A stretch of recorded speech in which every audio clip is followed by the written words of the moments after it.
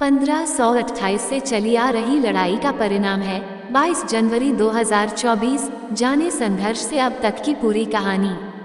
श्री राम जन्मभूमि के उद्घाटन की तारीख निकट आ गई है, तो ऐसे में ये जानना भी जरूरी है कि आखिर इस तारीख के लिए हमने क्या खोया और कितना खून बहाया है। कितनी लंबी लड़ाई लोगों ने लड़ी है, कितनी पीढ़ियां सिर्फ ये सोचते हुए गुजर गई कि क्या वह कभी अपनी आंखों से राम मंदिर को देख भी पाएंगे। साल 1528 से चली आ रही लंबी लड़ाई, कई शहीदों और पीढ़ियों के संघर्ष के बाद 22 जनवरी 2024 का दिन संभव हो पाया है, जिस दिन श्री राम जन्मभूमि पर भगवान राम जी की प्राण प्रतिष्ठा होगी। ये पूरे देश के लिए अद्भुत घड़ी है।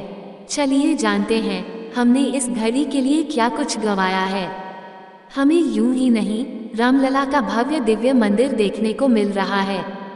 हमारी पीढ़ियां धन्य है क्योंकि हमने संघर्ष भी देखा है और अब श्री राम जी के मंदिर को भी अपने आंखों से देख पा रहे हैं। श्री राम जन्मभूमि बनने का रास्ता इतना सहज नहीं था। साल 1528 से शुरू हुई इस्लामी आक्रांत बाबर के सेनापति अमीर बाकी ने अयोध्या में भगवान राम के जन्म स्थल पर मस्जिद का निर्माण करवाया। 9 नवंबर 2019 को सुप्रीम कोर्ट ने बताया कि पूरा जमीन रामलला की है, मंदिर वहीं बनेगा। भीड़ को सड़कों पर बैठने की नहीं थी अनुमति, लेकिन इस मोड़ तक पहुंचाने के क्रम में न जाने कितने राम भक्तों ने खुद को बलिदान कर लिया। कितनी बार अयोध्या की गलियों को राम भक्तों के रक्त से लाल कर दिया गया। ऐसा ही एक तारीख 2 नवंबर 1990 का है, जब तत्कालीन आईजी ने कहा कि लखनऊ से साफ निर्देश है कि भीड़ किसी भी कीमत पर सड़कों पर नहीं बैठेगी। 2 नवंबर 1990 को सुबह 9 बजे थे। कार्तिक पूर्णिमा पर स्नान कर साधु और राम भक्त सेवा के लिए जन्मभूमि की ओर बढ़ रहे थे। पुलिस ने घेरा बनाकर उन्हें रोक लिया। दौड़ा दौड़ा कर बनाया था राम भक्तों को निशाना। सभी जहां थे वहीं सत्याग्रह पर बैठ गए। रामधुनी में सभी रंग गए। फिर आईजी ने ऑर्डर दिया और सुरक्षा बल एक्शन में आ गए। आंसू गैस के गोले दागे गए, लाठियां बरसाई गई, लेकिन राम नाम की आवाज बुलंद रही। राम भक्त ना उत्तेजित हुए, ना डरे और ना ही घबराए। अचानक बिना चेतावनी के उन पर फायरिंग भी शुरू कर दी गई। गलियों में राम भक्तों को दौड़ा दौड़ा का निशाना बनाया गया। गोली लगने के बाद भी नहीं टूटी राम भक्तों की आस्था।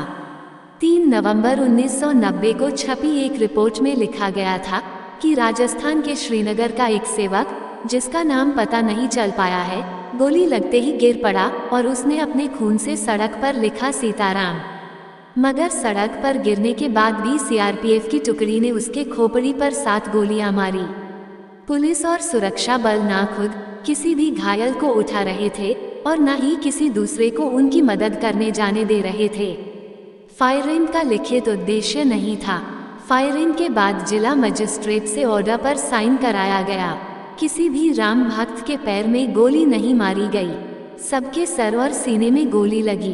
तुलसी चौराहा खून से रंग गया। दिगंबर अखाड़े के बाहर कोठारी बंधुओं को खींचकर गोली मारी गई। राम अचल गुप्ता का अखंड राम धुन बंद नहीं हो रहा था, जिन्हें पीछे से गोली मारी गई। राम नदी दिगंबर अखाड़े में घुसकर साधुओं पर फायरिंग की गई। मंदिर के सामने भी पुजारी को गोली से भून दिया गया। हर हर महादेव के जयकारे से गूंजी थी रामनगरी। बता दे कि 30 अक्टूबर और 2 नवंबर 1990 को अयोध्या जय श्री राम और हर हर महादेव के जयकारे से गूंज गया था। इसी का परिणाम है कि 22 जनवरी 2024 को सुनिश्चित करेगा कि अयोध्या में बस राम का नाम हो। 2024 के इस 22 जनवरी का महत्व एक हिंदू ही जान सकता है। जय श्री राम। दोस्तों, आपको ये जानकारी कैसी लगी कृपया कमेंट करके जरूर बताएं। वीडियो पसंद आया हो तो लाइक करें और ऐसी ही और भी बहुत सारी जानकारियों को सुनने के लिए चैनल को सब्सक्राइब जरूर करें। सब्सक्राइब टू ज्ञान विद गर्विता, कहानियों का ज्ञान सागर।